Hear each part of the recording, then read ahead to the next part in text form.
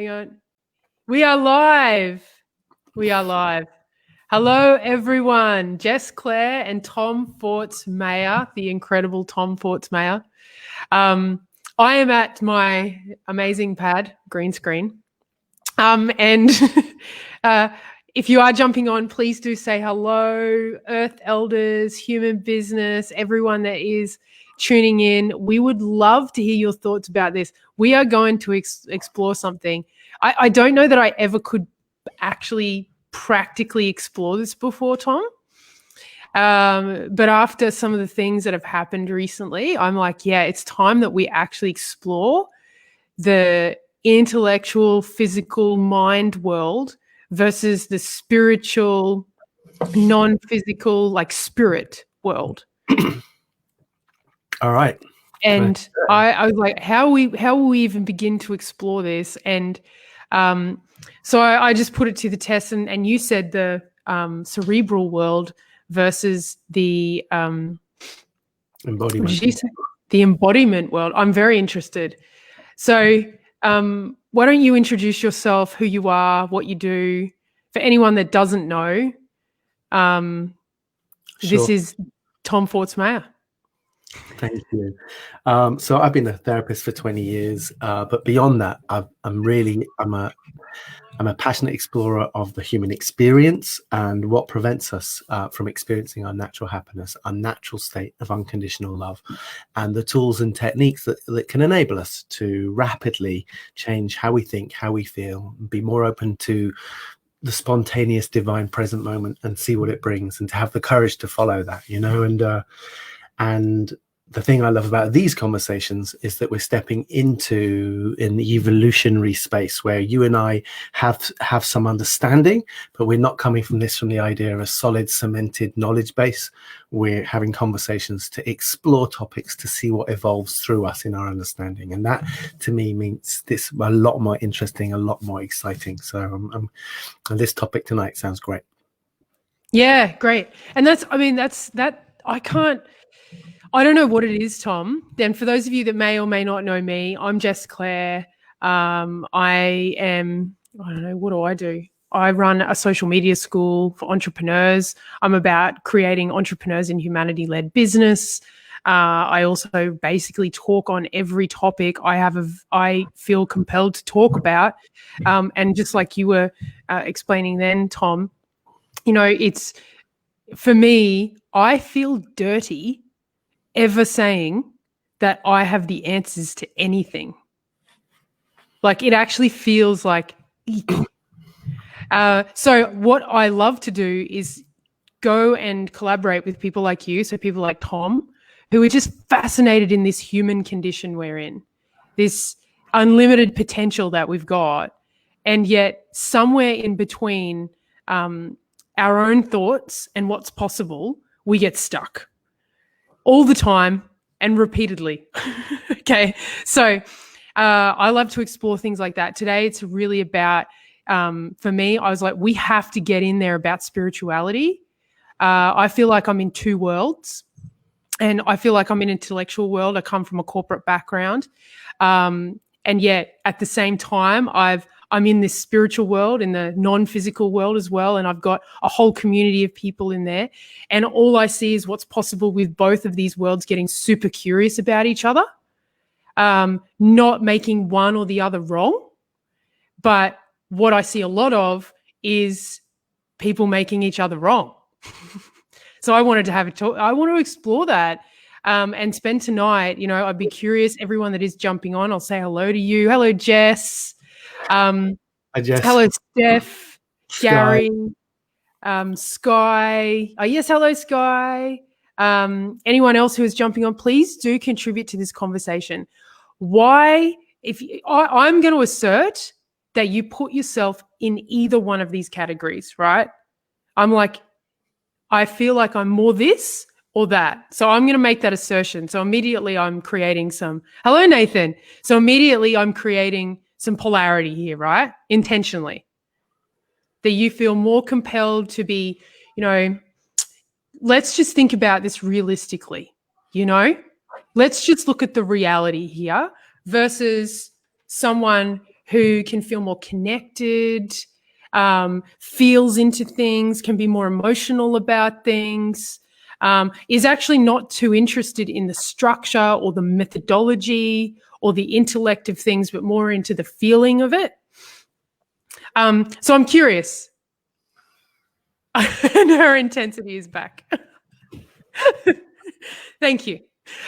So I'm curious. Maybe there's people that put themselves in the middle. I don't know. I'm curious. Where do you sit?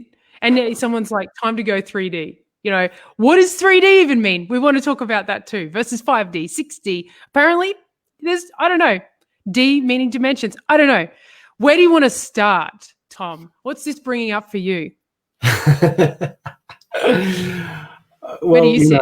I mean, for me, I feel really blessed because I spent up until 27 before I had a kind of, a very inconvenient spiritual explosion, which I wasn't seeking.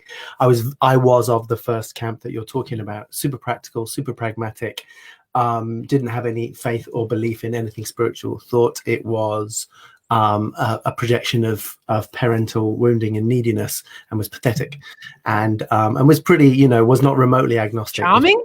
Profoundly atheistic, yeah, and that meant I just didn't have faith in anything, and therefore I was a confirmed hedonist. For me, the point of life is pleasure, personal pleasure. And then had a profound spiritual awakening, which was a one moment experience, which turned everything on its head. And then I found myself very confused as to how do I balance my old logic with my new kind of sense of everything being spiritual and connected.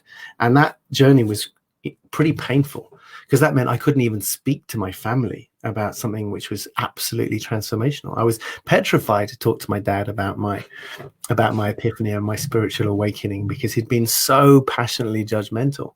I now class how he brought me up as spiritually abusive, because he had just completely conditioned me to be dead to anything that would help me be aware of spirituality, even to the point where I realized when I was 15, I had a moment on a hill where like the universe was totally bringing me in. It's like it was an epiphany, but I wasn't tuned in to know what the hell was happening. So I just had this vibrant kind of positive feeling in me, but I had no context to understand it. So I do see that there's, a lot of confusion around this separation between someone that's spiritual or someone who's practical or logical, and this whole atheistic movement where it's like you're either an atheist or you believe in a bearded God.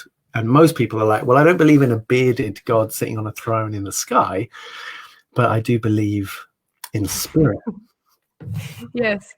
No, it's really good. I really want to get into this spiritual awakening, right? Because, I'd be curious to hear what it was for you, because I'm the same. I lived life very scientific, and I had a scientific answer for everything, and I had research, and I very much still believe in the scientific method, all of that. And I would ridicule people for being spiritual. Like even my own partner at the time was quite spiritual. Like she could see ghosts and stuff, and she would talk to people, and I would be like telling her the part of her brain that this thing would be happening in, and basically convincing her out of her own experience through my scientific method, right? So I was invalidating people's experiences, making them wrong, and making sure they knew about it through all of my data and logic, right? It just is charming. Just as charming, yeah, right. And then I didn't call it a spiritual awakening, but I could see that what I kind of came to see was like I had this moment, like epiphany, like you, where I'm like, whoa, the way I see the world is like one possible way to see the world.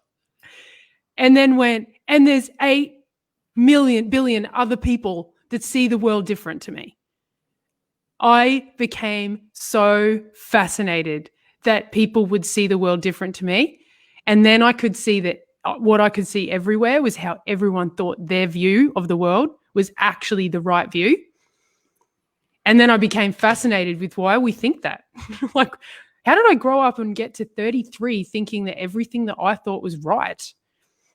And on such a hunt, and similar to you, I was like, I've been conditioned into a world that I call is in right, wrong, good, bad. You know, like we're conditioned to look at the lens of the world through, is this right or is this wrong? Is this good or is this bad?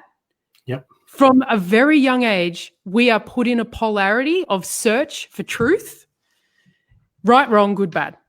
And then once we think we've got the answer, then we start beating everyone over the head with it. That's what I could see. I could be wrong. When we're into right and wrong, you know, we build foundations under our sense of certainty, and anything that threatens our sense of certainty, we have to take down. You know, so the whole right or wrong thing is the dualistic misery of conflict. You know, judgment, conflict, but also, you know, just comparison. The thing that's all, you know, but within spiritual community, people, you know, the other thing that's awful within spiritual community is the fact that when someone decides, okay, so I'm having a spiritual awakening, it's not like you decide to become spiritual, it's that you realize you have spiritual developments that you could work on, and by working on your spiritual development you can become more free, more happy, more spiritual. The truth is, it actually almost becomes more chaotic or more mad, and you have less control, and it's not the sweet heavenly journey that people hope it is in the beginning. It tears everything down, means that most people around you might not fully understand you, and it takes you on a journey for its own cause. But the thing I find most painful is the fact that therefore people want to see that they are developing in their spirituality, and therefore they place them on a rung in their awareness, and then they look for people who are further along in their mind that they can deify or stalk or be around, and those people will also be making money out of appearing more enlightened. But also then there's a condemnation of anybody that's below you on the ladder, and at one end it's the scientists or the cerebralists or the atheists or the, you know, I hate the, you know, the non-magicals or the muggles, these terrible terms people use. Because everybody or so many people are desperate to see that they are doing good, which in the you know, as the caveman is surviving. So my survivalism wants to know I'm doing good, right? And doing good used to be providing, you know, mammoth steak. Now doing good, once you've woken up, is meditating for longer, or touching your toes better, or holding a pose in yoga for longer. And it's like, it's the same survivalism attitude, which has embedded in it comparison, competition, greed, and is the very foundation of suffering. So people just transport their suffering into their spiritual practice and just get into judgments, you know? Yeah, no, that is so great. I'm going to go back to this point. I just want to acknowledge some of the people that have come on and some of the comments, because we got some good ones here. Michelle Kelly, if you're still watching, hello. And Anthony. There's a couple of Facebook users. I can't see you. I can some of you. So hello, Deb. Kelsey. I'm not sure who this is, but I do love this comment. Steph. We've got new ones. Oh, Helen's jumped on as well. And we've got Christy's. Is it Christy? Christy's 12-year-old's listening. Hello, Christy's 12-year-old. Good. The more young people that we have listening to these conversations, the better, right? So I'm just going to go back to what you said. It's quite interesting, right? I'm going to make an assertion. And when I say I make an assertion, this does not mean that I have the answer, but I assert something so I can explore it, right? My assertion is we have these moments of like clarity. Like, oh, I had that moment of clarity. Like I was like, wow, I'm like not the one in the world that knows everything. I so thought I was. I was so arrogant.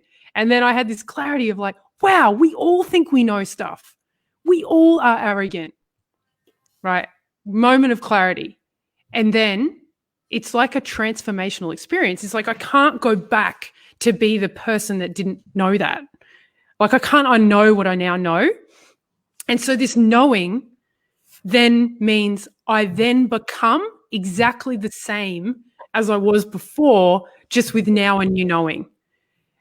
So now what I do is take this knowing and go tell everyone that everyone's so egotistical and everyone's so stuck in their own stuff that I now need to tell you all, because now I have the answers to how we get unstuck, which is telling you that you're stuck and that you don't listen and that you're egotistical, right? And someone said, to yesterday's transformation is tomorrow's ego trip. It very quickly turns into this spiritual moment that we have of like clarity and connectedness into another way to have our ego beat someone over the head to make us somehow more superior. Yeah. That's my assertion. Yeah. Well, I mean, on a social level, the French writer Flaubert, he said that inside every revolutionary is a policeman. You know, it's the same thing. You know, we're inspired to create change, and then it turns into dogma. Right, it turns into rigidity, you know, it turns into rules by which, you know, and you know, rules by which we should live by, and so this interplay here again, we're coming back to the themes of the masculine and the feminine that we all have inside ourselves, and it's this interplay between the feminine, intuitive, spontaneous response to the moment, and the almost automatic and natural connection to spirituality. And then this call for structure and order and rules and systems that we can rely upon, that we can trust, that we can survive by, that creates the structure, that creates stability, that in so many ways our animal primitive nature craves stability. And so the conflict is people choose to get spiritual because they think it's going to bring them more stability. And actually just it's the clinging to anything as an idea of bringing a stability that creates that uncertainty. And so that's where all the judgment comes from. That's where all the conflict comes from. You know, we have to just recognize that there's a grasping inside all of us for certainty and stability. Yes. And righteousness comes with that. And then judgment is the shadow of that. So we have these beautiful intentions to be good. And good can be defined in really, really loving ways. But it can become rigid on the flip side, you know, and it just becomes judgment. And when we have judgment, we want to associate with people that are better, and we want to move away from people who aren't. And so this is the real crux of like craving after celebrity. And this celebrity in the spiritual world is gurus and putting people on pedestals, and gossip. You know, gathering together and condemning other people who are not as woke as you, you know, ironically being, as soon as you're doing that, you're kind of clarifying to anyone with half a wisdom, half a heart will see that is not woke behavior to gather around and complain about people who are less woke, which to some degree is what we're doing right now. I know. And it's funny. It's like, I was thinking that, right? So I'm like, we should not judge. But what I'm going to do is make sure I judge all your behavior as I'm describing how important it is not to judge. Right? So it is true. But let's be clear, right? Let's be clear. Yes. In order to have a conversation, and in order to understand what works and what's most beautiful, right? There's a big difference between judgment and discernment, right? So judgment is you're doing that and it's wrong and it should be different, right? And I'm better than you, right? Whereas I totally put my hand up to the fact that I am all these flavors, and all these flavors are inside me, all these possibilities, all these hopes for awesomeness and total constant enlightenment, and a desire just to be endlessly blissfully happy, the ridiculousness of that. I am also the proprietorial, territorial, possessive twat on any given Tuesday. It's all in me. And if I start pretending that I don't have those flavors in me, then I start getting to a position where I'm judging from a place of not love. Whereas if I can put loving arms around all those different aspects of me, and I can just feel into what's the most expansive, what's the most beautiful, and can I have as much love for someone who's contracted or conflicted, and those parts of me that are contracted and conflicted, and in fact those parts deserve more love. And therefore, if I can recognize, oh, what you're doing right now, I love you unconditionally, and let me support you to think and feel in new ways that might serve you. Not because I think you should change, but because I know you'd be happier if you did, and I love you. That's different, right? That's discernment, that's love, that's parenting, that's evolution, that's natural growth, not based on the idea that there's anything wrong, but based on the idea that more is possible together. We're all in it together. And I think, and you know, if your spirituality creates connection, then you realize we're only as happy as our unhappiest human, you know? Yeah. And it's just logical to reach out and to support people as equals to find more freedom in their lives, because with every little heart we change, our heart is changed. We're all in it together. Oh, that's just, as someone said, well said. It's beautiful. And where I want to go with this, it's like I wanted to explore this because of my own experience, actually. I think up until this shamanic retreat that I did a couple of, how long ago? 2 weeks ago, 10 days ago. I would probably say that I had no way to express, like no way to really express my own spirituality. In fact, I kind of hid it. I was like bouncing, dancing around it, but not knowing how to kind of explain it and how to, how to say. So I'm just going to come out and say a couple of things. This is like a new coming out experience, right? For anyone that is watching, would really love your thoughts on this. For anyone that is like, wow, I can't believe she's saying this, I really welcome any questions. Like, I have a very intellectual side in my work as well as a spiritual side. I'm sure some of the spiritual people would just be like, that's great. But I've never shared this because I thought this makes me sound really weird. And I also grapple with it myself. Right? So you ready? I have had experiences where I have seen and felt an 80-foot like angel right next to me. Okay? That has come to me and said, you are protected. Okay? I can't talk to everyone about that. I can definitely not go into a meeting and say things like, what people go, how do you do it? How do you get on social media and just like express and not worry? And I'm like, that's because I'm protected. This guy next to me here, you can't see him, but he's pretty big and he's looking after me. Now that's all non-physical. It's actually a non-physical experience I have. Now, I feel like because I can't see it, I can't share it. What's interesting is that I share it with what I call spiritual people, and it's like, oh yeah, that's what we do here. We have experiences like this all the time. This is quite normal. And there's this freedom to be able to just say that stuff, right? So once I started having these kind of visions, I firstly wanted to not talk to people who I would consider intellectual. People like me, because I used to criticize and ridicule people, right? And then I started exploring things, did on this shamanic retreat, Hello, Sally. Sally was actually leading the shamanic retreat. She's amazing. Hello. And whilst on this retreat, had this epiphany while I was there. It was beautiful. How connected I wasn't to things like the earth, plants, like trees, water, wind.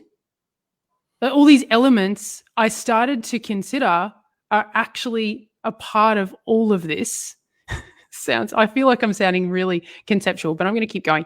And then there was this moment during one of our meditations where this guy had a plant and he hooked up this plant to like this sound stuff, like so it would pick up the vibration of the plant, and the plant was singing, and when he would sing it would stop, and then when he would start again and then it'd harmonize with the music, and I'm like, this plant is like singing.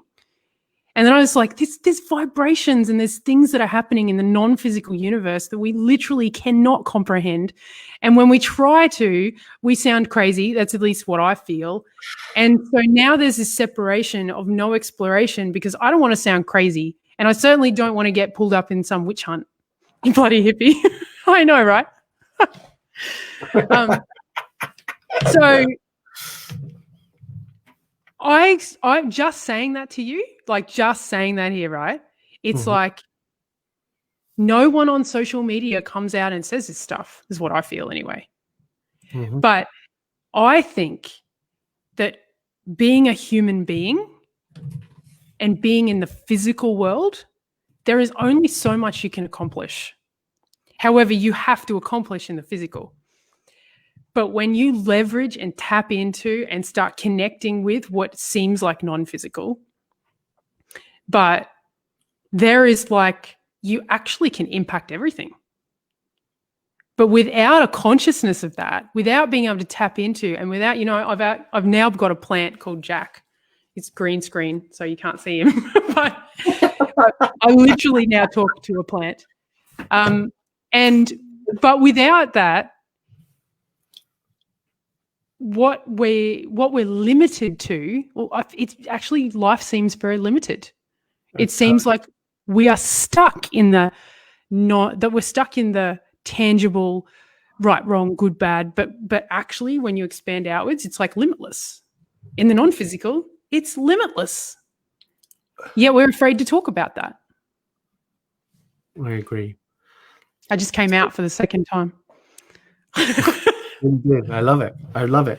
And people are afraid to talk about it. But so for me, like everything you're saying, in my kind of, when I looked at all the different wisdom traditions, and I looked at, like, I'm really into distilling and looking for the universal parallels, what the philosophers called the perennial philosophy, you know, the thing that's been ratified by thinkers and thoughters and feelers and shamans across the world, you know. As far as I can tell, you know, the path of awakening, or the path of spirituality, is moving from identifying with the small, limited, fearful, separate personality, yeah? And identifying as the large, connected, loving universality. And the truth is, what people tend to do is they will make the distinction between what seems physical and what they might describe as non-physical. For me, the transformational point, which you get when you access and start connecting to trees and start connecting to nature, you start connecting to the earth, is that there is no separation and there is no delineation or distinction between physical and non-physical. You know, if you had to really choose a line, non-physical is a much better description, because actually what appears physical is just rapidly spinning vortexes of light energy in mass voids of space. The scale is that it's mainly space. I mean, vastly so. And that every one of your atoms is filled with electrons moving at 185,000 miles a second. It's like what appears physical is really illusory, right?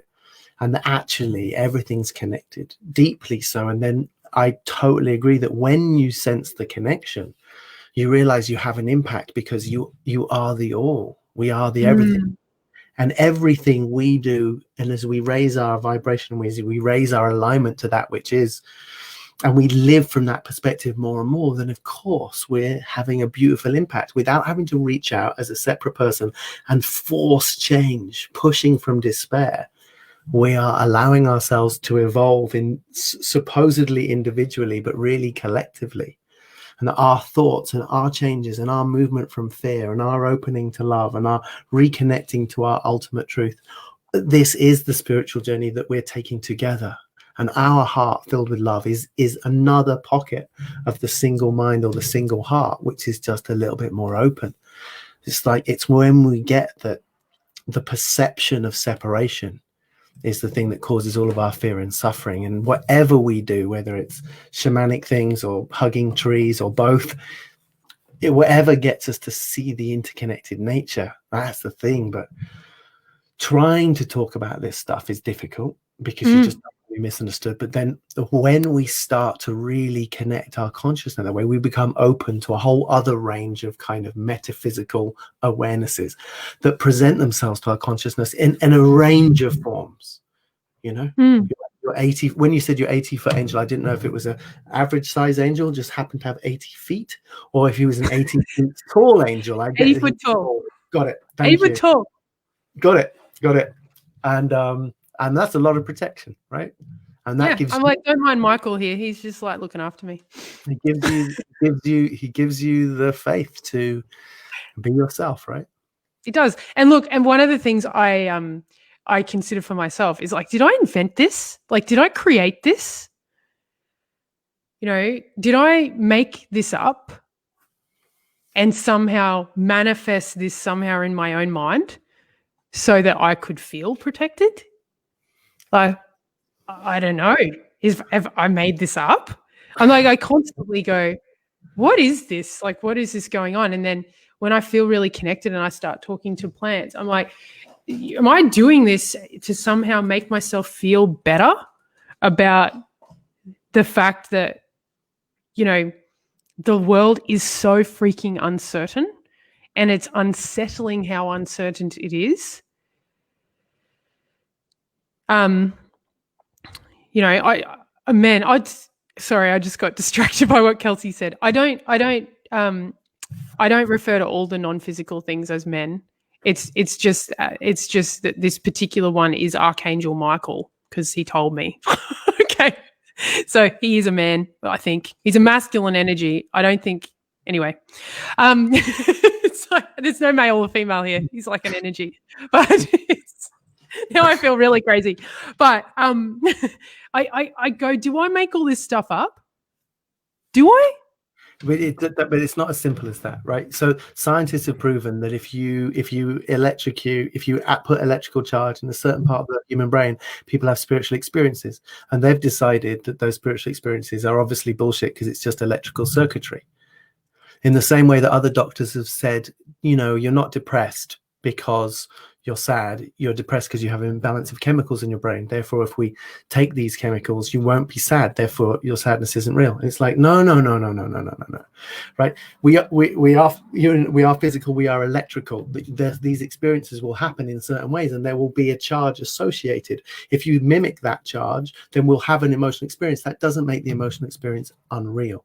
The same way that people aren't, you know, they're not sad because there's an imbalance of chemicals in their brain. Because they're sad, there's a chemical imbalance in their brain. And so whether you think arguably you are making up what you think of as me all the time. You're seeing me. All this is light reflecting off vortexes of spinning atoms, which are part of a connected field. We make up things, we make up time, we make up everything. Everything is made up. It is the divine illusion. Is it possible that the collective consciousness communicates to us all the time? All the time, whether we randomly open a book, 𝗙𝗓𝗏𝗧𝗔𝗟, ask it a question and randomly open it at any page and say, right page, third paragraph, and answer, and get an answer to our question in a book. Magic happens like that all the time.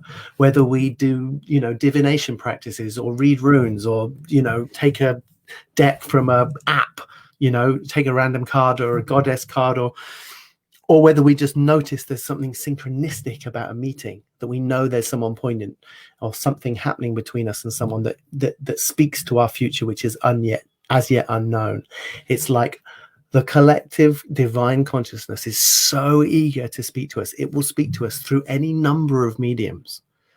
And is there the potential form that in our dreams, in our visualizations, is it possible that we will then have an experience of an entity which we then take comfort from? Yes. Does that mean it's contrived? Does that mean it's somehow less real? No, it's the symbols that make sense to us that have the meaning. It's why they make sense to us. It's what Jung called the sense of noumena. When something has a numinous feeling, a feeling of the divine within, that's what wakes us up to the message within. You know, the messages are coming the whole time. Our soul wants us to be more free. And the journey of listening to those cosmic whispers, whether they're internal or external, physical or non-physical, the most interesting stuff is not where does it come from or is it real? The question is like, how does that speak to me? And how is that valuable for my freedom? And how is that valuable for the collective consciousness? And if we can see merit in that, then it's as real as anything. Yeah. And it's interesting because how you see value in it. And that's probably why I guess I didn't want to be talking about it to begin with, because it felt so personal. It was like I've got this personal experience. I feel this personal protection. It actually empowers me to go out and express myself in ways I've never had. You know, I won't even go into like the panel of people I talk to when I'm about to go to bed, right? There's like 7 of them. Half of them are alive, half of them are dead. And, you know, so I've got this panel of people that I call my, you know, my cabinet. And I just started making stuff up, I think, at one point, because I realized that I was getting all of this sort of divine answer. Yeah. And I'd go to bed and I'd go, okay, Albert Einstein, I talk to him, and I talk to Steve Jobs, and I have a discussion with different people. But what I found is it was like I was actually talking to them, and they were giving me this intellectual discussion of what they would do and how they would think. And another person's 𝗊𝗓𝗓𝗏𝗏, which is the founder of Landmark's work, which I love. And I'm like, these people are actually communicating with me. I feel like I'm tapping into something here. For sure. He's not making it up. You're not making it up. This is not contrived. What you're doing is you're using metaphorical access points to get flavors in the collective whole, and they're valid. Now, in the Free Mind app, there's a recording called Guidance, which invites you to go and meet with your wise counsel. And it says, bring in 5, 6 people. They could be dead or alive. They could be famous. They could be personal to you. Have a question in your heart. Ask them questions. You will get guidance. You can write letters to God, and God will write letters back. That's a technique I do. I get people to write a letter of complaint about the aspect of their life that they're frustrated with. And whether you're an atheist or not, write, you know, if you think, you know what, yes to this divine universe, apart from that thing that happened when I was 12. Fuck you, God. What were you thinking, you know? She said her daughter's gone to bed, by the way. So I'm just, you know, apologies for the swearing, but she did say her daughter's gone to bed. You know, and then God writes a letter back and explains why it's a necessary part of your transformational journey, you know, and it's like, and it works every time. And it's not like people knew that. They get an insight from that writing experience. It's the universe, our hearts, and the collected heart is so keen. Someone once said to me, there's so few people listening that if you pick up the phone, it's like the divine will give you everything you need because it's got so much data. It's just so keen to have someone to talk to because most people in the world aren't listening. Oh, that's a good way of putting it, actually. Yes. So the intellectual brain. So I'm now gonna put that on and go. In the brain, there is a reticular activating system. Yep. Right? And what it will do it will bring you everything. Just like that new car experience. You have that new car experience and then you see your car everywhere, right? Because your reticular activating system is very good at going, here's your beliefs, here's your thoughts, here's your feelings about everything. I'm going to bring you more and more and more and more and more and more of that. Hence why you end up dating the same person in the same body, in a different body. Hence why you have patterns of behavior that you constantly, you know, you constantly repeat because it brings you more and more and more and more and more, right? Now, my logical mind talks about the reticular activating system, but what is the reticular activating system actually tapping into? Well, some would say that you get to program it, right, with whatever you're interested in, right? So so one of the reasons why visualization or prayer works so powerfully is that it's actually asking your reticular activating system, which in on simpler terms is basically we're inundated with sensory data all the time, and our brain has to only pay attention to some of it. So, you know, whilst Carly and Steph and Jess and Aziza have been listening to this, they probably haven't been paying attention to the feeling of their toes. Whether you're wearing socks, or they're on a sofa, or you're in bed. And now as I draw attention to that, you become aware of that data coming to your mind. That part of our brain just works out what's relevant to what we're into. So prayer and visualization and meditation says to that part of your filtration system, please keep me posted. It's like signing up for the newsfeed of spirituality. You're signing up for the newsfeed of the divine. It's like, keep me clued into moments of beauty, keep me clued into moments of transcendence, moments of heart, moments of divine opportunity or possibility or learning. And the more we do that, the more the universe is this like feedback machine on what we're interested in. And there are people who are interested in other things with a more evil focus, and their take on humanity and their take on, which is why it gets so dangerous to go down the rabbit hole of conspiracy theories, because you will become convinced that the world is just purely evil, because you'll find evidence to support that, like you did. You had a weird couple of weeks a few months back, right? I have to pull myself out of it too, because, you know, there's a lot of it going around. But yeah, you poo. Carly's realized her feet are cold. I'm sorry, Carly. I apologize. It's just a psychological experiment. Yeah. And look, I think what you're describing, and this is where the mind, this is where the physical and the non-physical I find merges. What you're describing is that you can use your own consciousness to become the most powerful algorithm of your life. Yes. Fuck yes. Definitely that. I'm all about if we're programmable, what are the programs to run that make us happier? I often say to people, well, maybe this idea of a divine connected universe is a totally imaginary, illusory program. But the answer is, if you run it and you set your programming to operate with that belief system, and you put it on expand and grow, and you set your reticular activating series to confirm that delusion, will you be happier, more loved up, more connected, more abundant? Definitely. I am. Exactly. And do I independently believe that we live in an interconnected, intelligent field of consciousness, which is interested in experiencing itself with more peace? Definitely. I've seen enough actual evidence to support that. So I feel it is an absolute truth, but it isn't really relevant, because even if it's just delusional, this set of delusions is worth operating with because it makes you happier. You know, it's really interesting what you're saying, right? Because if we, like you said, we don't know, like we actually don't know. The only thing I would say is to have something, how do we put it? To have something that we call like this brain inside of our head, right? That interprets life however it interprets life, and has a part in there that's a reticular activating system that's actually tapping into some non-physical space that allows us to expand ourselves to and over the collective.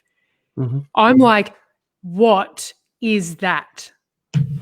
You know, if it's all made up, what is this limit? Like how is, you know, what is that? I can't actually wrap my head around the vastness of the intelligence of how this is. Like, you throw anything into this space, you actually throw anything intentionally into the algorithm of your own mind, you'll get more and more and more and more of it. Mm-hmm. What am I even trying to say here? Well, like, I'm like, what is that? It's huge. It's huge. If you want to, you know, another way of describing, which is slightly less romantic, but I think, you know, maybe more practical, is it's like one big cosmic oven, right? It's an unconditional oven in which you can bake whatever fucking cakes you want, right? Now, lots of people mix in bitter, afraid, sad, lonely cakes, right? And the universe will cook those for you, you know? And it's like, our job is recognizing that we can just become more discerning about our ingredients, make them sweeter, make them kinder, make them warmer, make them, you know, and then we get to enjoy better tasting cakes. The oven will bake whatever we place in it, right? Now, if you want to know who made the oven and where did the oven come from, it's like, well, then go and sit with the philosophers. You'll never get those answers, and it's a waste of our time. Like Buddha said, it's like you've been shot by an arrow and you want to know who made the arrow. It's like, let's remove the arrow of suffering. Let's not worry about where the fuck it came from, right? It's so interesting. I used to get told, I had this coach once that used to go, Jess, your questions are like a fart in a hurricane. It's not that they're not interesting, but we'll never get the satisfaction of an answer, right? Yeah, you're right. They're unanswerable. That was the intention. It was like a fart in a hurricane. It's like, you can ask them, but they're going to make no difference. They are. And it's true, you know, the why, the what that I'm like fascinated by, I'll maybe never get an answer to it. And I won't. But what I think it continues to have, what I find is empowering about it is the fact that it's not tangibly explainable. It's not really easily, like you said, we don't get an answer to it. Mm-hmm. It's not easily understood. Says to me, there's far more out there that I can experiment with, test with, and use to kind of throw myself into my own world of empowerment. Of course. And that's where that is, that as a fulcrum to freedom, then it's beautiful. It's like we can't truly know. And therefore, let's focus on the unknowable as a mechanism of freeing ourselves to experiment beyond right and wrong.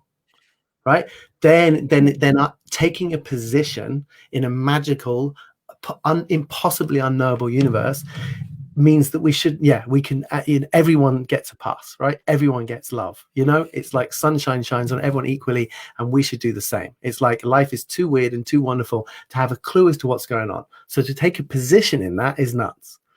But for me, it's like, so let's get focused on what we can do. And what do we know? We know that if we work on removing fear, on dissolving resentment, on letting go of anger, of being more boundaried, of being more loving and compassionate of ourselves, of letting go of the concept of right and wrong, of reaching out compassionately to warmly inspire people to be free with love, without any judgment. It's like, these are the things that we know. This is the perennial wisdom, you know. But I agree, upon a foundation of knowing that what we don't know. It's beautiful. And that is why I come across different people and I'm like, I just want to go do their things. I just want to get into their minds. I just want to understand their perspective on life. And it feels so, like I said, it just feels so cringe. It's so cringe for me to think that I know better than anyone, that I somehow have I'm right and someone else is wrong. I think I've said this to you before. All I imagine is this like 8 billion of us side by side. And, you know, it's like walking up to one and the other and just going, what's unique about you? What value do you bring to the world? And all of us are collectively in it. Yeah. And then there's the trees and everything else as well. And we're all in it. It's like we're all in this isness together. So why would I spend my time trying to tell you that the way you think about something is not right? It's like, why not spend our time saying, what do you think? This is what I think. And this is what I do with you every week. And this is why I enjoy it so much. Yeah. I actually come away from these conversations expanded in my own thinking because we explore things. Agreed. Imagine if we did that with every human every day that we have contact with. Imagine. Well, you know, I wanted to say Sally Love agreed. You know, for me, when I discovered the subatomic physics, you know, as a ratification for the singular field, I was like, oh, I wasn't just some imaginary, crazy, you know, experience where I just thought everything was connected. It's like, oh no, the quantum physicists are becoming spiritual because they cannot reconcile their mechanical Cartesian cause and effect world with the true nature of the subatomic reality. It's like it's different. It is a singular connected field, and that has been proven. And there's some direct everyday magic in every one of us, you know. And it's like, and it explains a huge amount, and it's evidence-based, you know. So for me, I was like, awesome. I don't need to decide to be spiritual or logical. There is an incredible logic to the singular field, that everything is light energy. It's in all things, it's knowing, and it's powerful. Quantum physics has proven omnipresence, omniscience, and omnipotence. You know, it's like the triple three of the divine field in our electromagnetic atomic nature. And it's awesome. That takes the pressure off. So that helps as a foundation too. Now you want to get some big whys about what the hell does that mean? Then, you know, it goes ad infinitum, right? But it's like our physical world is magical and connected. You know, it's non-local. and we can feel into it. We are all things, all thoughts, all feelings, and so we can connect. It's not like we connect to the trees. It's not like we need to get into nature. It's like we are nature, and we remember that more easily in nature. We're all things. There's nothing out of the divine field, you know. Yeah. I don't know where to go now. I'm like, yeah, it's so true. I'm actually imagining since I have done the retreat, because you said you were really interested in finding out about this retreat, right? And what happened? Well, I'm also just want to say, on the magical level, without realizing, I reached out to Sally without knowing she was running it this week. Just felt that she was doing some cool things and offered her and her people free access to the Free Mind app, because I just want to support whatever she's doing. And I know you'd said you'd done this really amazing retreat, and I'm now finding out it's connected. That to me is it was Sally. She ran it. Evidence of interconnection and glory. Yeah. So before I did the retreat, I feel like I'm about to like share a testimonial now. So I am. I mean, you spoke to me last week, and we were talking about this stuff about inner child, right? Mm-hmm. And I was really annoyed, like so annoyed with you. I was like, you can stick your inner child up your ass. I wasn't talking to you. But again. And, you know, I noticed myself getting so triggered by this idea of an inner child, and that I haven't somehow reconciled it with all the work I've done. You know, like, oh my God, could I do any more? Right. But I had never explored, I'd never explored this kind of shamanic stuff. I'd heard about it. I'd you know, had some idea in my mind about who a shaman was, and, you know, this idea of some American Indian kind of sitting on a log, and just, you know, I don't really know anything else. That's all I could imagine what a shaman was before this, right?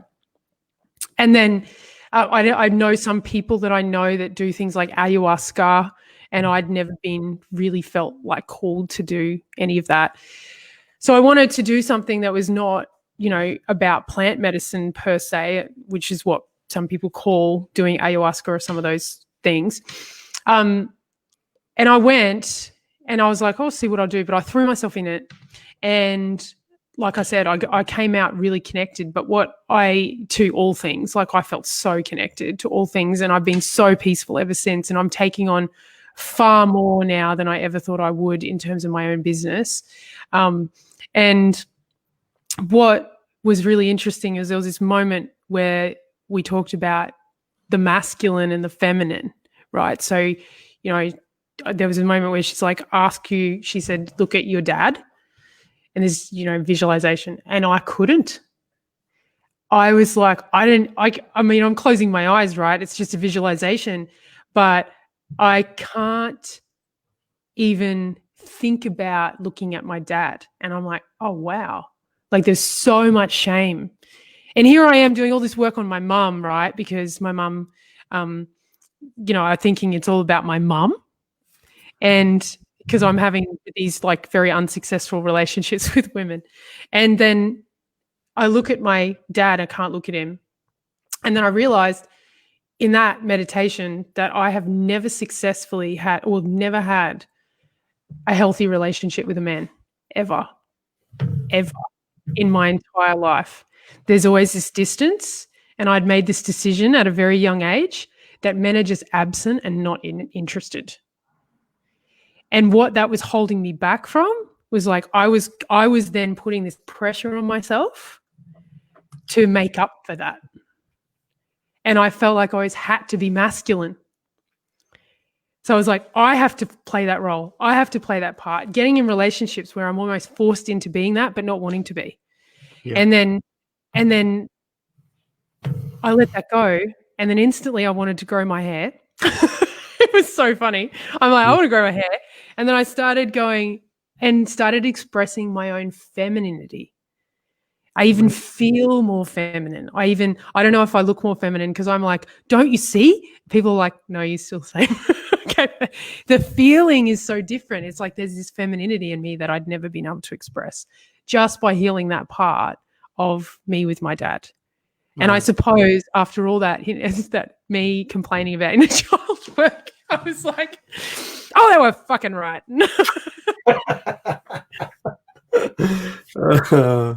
Oh, beautiful. Really, really beautiful. It was really beautiful. And I felt really connected to women as well. Like there was no boundaries now between women where there was before. And now not even with men, you know. So, yeah, it was interesting. Well, that's beautiful. I mean, you know, because even though, you know, you're a lesbian, in our early years, before we know that, are the kind of the rules about relationship get set with the opposite sex parent. So the idea of, you know, it's not just that we then incidentally chase after people who are unavailable and that we have to be independent. It's that we're actually unconsciously motivated to find people that will perpetuate the narrative of, oh, everybody's like that, because that makes it feel better that our dad was like that. But actually what we have to do is feel the unique wound. It's like, oh no, some people are available. And that's actually heartbreaking to the inner child, because it's like, oh, well, then I have some grief and some actual wound there, because we hide from the wound by saying, oh, it's right, that's just normal. And I'll cope for it by being more masculine, being independent. It's like you sit down with the kid and you're like, oh no, you were uniquely let down. There were some dads that were really available. And you're like, what? Why would you tell me that? It's like, because you need to actually like you can't heal what you don't know is a real wound. And if you can feel that, then you don't need to perpetuate the idea that no one's available. And if you can drop that, then people become incredibly available. And of course, your internal gender balance can find its natural resting point. And I saw you mentioned you were going to grow your hair, and my soul felt a little bit expanded, you know. So Really? yeah, I felt like something in that area is, you know, shifting and changing, and so it's beautiful, really, really beautiful. Oh, definitely. It was so gentle and peaceful and loving, in, you know, connected to the earth, the universe, things. Like I'm going out every morning ever since.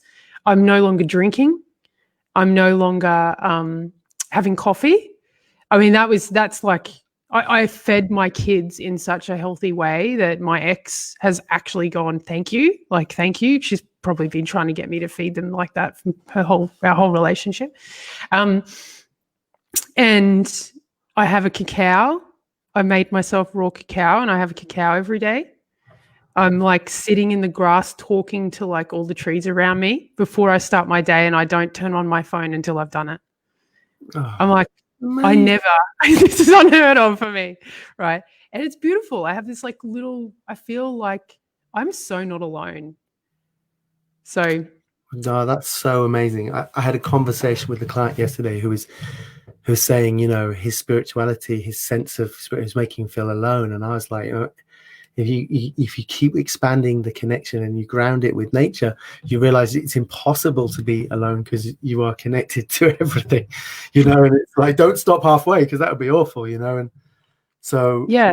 And I see people it's connecting, they're saying we are one. And, you know, my old celebration event, my hypnosis rave, which is getting people high on love, no drugs, was called We Are One. And it's when we get the sense of oneness that the fear falls away, and we can't be lonely. The connection is vivid and it's everywhere. And in Tantra, it's like walking down the street and feeling like you're making love just by walking on the earth, you know? Yeah, that is my experience. And yet there are times, and that I have to kind of acknowledge this, there are times where I go into forgetting who I am, or have in the past. I'm not going to say I'm not doing that in the future. But there are parts that, you know, I go into those forgetting, and I notice myself like going, I've done this work, why, blah, blah, blah, blah, blah. Like, and it's that resistance, which is a part of the struggle right before the connection comes again. Agreed. You know, maybe life is just, I don't know, I'm just saying this, but maybe the balance, like where we said the physical, the non-physical, like we're constantly going through the ups and downs, and like, I don't know, like it just feels like I can't avoid being in those spaces either. No, and you shouldn't want to. That's missing the point. There are some scriptures that say that the divine chose to be embodied in the mechanical, materialistic world so that he, us, could have the bliss of remembrance. If God just stayed in the absolute state, there would be no sense of the divine at all. It would be neutral. It's our interplay on and off. It's all binary. It's like separate, connected, separate, connected. It's like it's that interplay that makes it feel alive. You know, if we were infinite, there'd be nothing sacred to life. It's the fact that we're mortal that makes every breath a gift. And then we remember that we're actually eternal and that there is no death, and we have the bliss of the freedom of that. And it's the release from the concerns of the mortal sense of inadequacy. It's flitting between the two that gives us the hit on both sides, you know. And so we shouldn't have the fantasy of the endless state of bliss, because that would become nothing. That's true. Like you said, that becomes neutral if it's always there.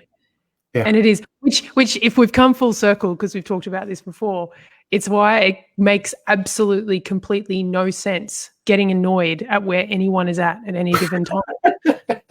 Yeah, none at all. It's like, no, resist nothing. Like resisting nothing. It's like, what's the point in resisting anything? Because it's all actually perfect the way that it is. Jodie Parker has said, she's here, I'll just have to acknowledge, she says that to me all the time. It's all perfect. Love playing with itself, you know, forgetting, remembering, you know. Yeah, totally. Hello, Tiora, you've just joined us. Forgetting, remembering, absolutely. I think mortal, eternal beings. Juicy. This is so cool. Yes. Oh, absolutely. Yeah. Oh man, I feel like I could talk about that retreat for you now. You feel like I've always really liked our chats. Always really I've loved them, right? And I love the intention that we bring to exploring truth.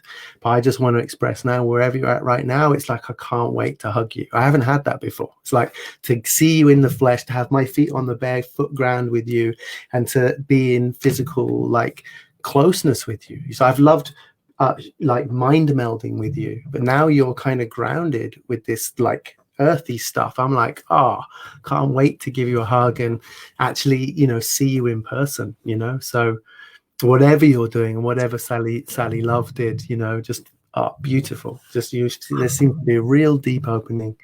It's really beautiful. Well, I'm 100% open to receiving all of your hugs, Tom. I adore you. Oh, good. Well, that's good then.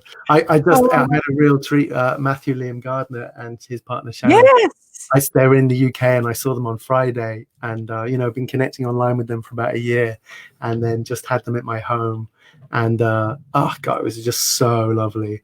My partner has been journeying with Shannon, his partner, in her containers, and it was just so good. So I look forward to when we have our day in real physical proximity to have a hug. I look forward to it too. Yeah, I really, really do look forward to it. And I'm concerned it's going to be a bit longer than maybe I would have liked, because I would have loved to travel a lot more. But I think I just want to note on that the fact, like the symbolism of Matthew Liam Gardner being in the UK for me is like really a symbol of how much this work is starting to spread globally. Yeah. You know, I just want to acknowledge this guy. I mean, we're in Earth Elders anyway, which he created. And you know, my very first spiritual experience was in one of his programs. You know, and my very first film had him in it. Right, when I first started this whole journey, and I'm like watching how he created the conscious leaders movements. He was a part of co-creating the conscious leaders movement. And I've watched how that's turned, you know, spirituality into a norm and people's expression coming out. I watched him take that, you know, to Brisbane, where I am, and then to Bali, and then over to now the UK. Like what he touches starts to expand. Agreed. So I'm very excited to see how this whole, like, the intellectual, the non-physical and the physical is starting to kind of sort of spread in the consciousness, but in the physical. Yeah, agreed. Agreed. Beautiful. Very much. So just honouring you, Matthew Liam Gardner, and everything that you have provided. He probably never has time to watch this, but I'll tag him in it anyway. He only needs to watch the last 5 minutes. It's fine. That's right. So we have probably come to an end. Her energy has changed. Oh, Kelsey's noticing as well. There you go. Yes, yes. That's beautiful. Aziza, thank you. And for those of you that have, tuned in tonight, I know Aziza is doing amazing work with entrepreneurs as well in business and spreading all of that around the globe. I know everyone tuned in here. I should acknowledge everyone. I think I do. I'm like, the fact that we're even having these conversations and that the work of being an entrepreneur is shifting into what I'm calling, humanity-led business. And now people are starting to create these movements and impact-driven work that's creating conscious, currency and creating income through this kind of work. I think this is just amazing and just so moving. So everyone on here is a part of that. So I just want to acknowledge you all. Beautiful. Thank you. Is there anything else you want to say? No, just love and gratitude to everyone here and for the contributions and to you and to life. Blessed be. What a beautiful conversation. I've liked this one. Yeah, it's been lovely. Yeah. So thank you everyone for tuning in. I can't see everyone. Thank you, Kim. Oh, Kim. Thanks you, Tiora, Christy, Sally, Jody, Aziza. Yes. Yes. Anyone else? Kim. I don't know if I've missed anyone. Just say your name. Thanks, Kelsey.